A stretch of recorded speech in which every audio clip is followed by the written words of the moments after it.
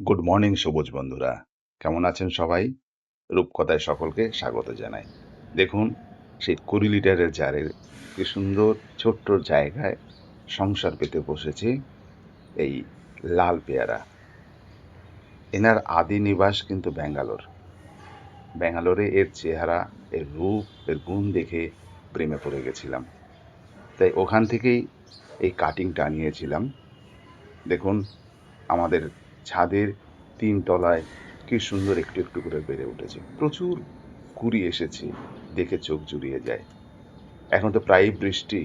সকালে উঠে সুন্দর আবহাওয়া দেখে মনে হলো এর একটু যত্ন নিই। তাই একটু মিরাকুলাম স্প্রে করছি। এটা আসলে ফুলের থেকে ফল তৈরিতে সাহায্য করে। আশা করি সংখ্যা বাড়বে। রোদ ওঠার আগেই স্প্রে করলাম। কারণ কড়া রোদে স্প্রে করলে উপকারের থেকে অপকার হবে। কয়েকদিন আগেই এই গাছের গোড়ায় চাপান সার দিয়েছিলাম।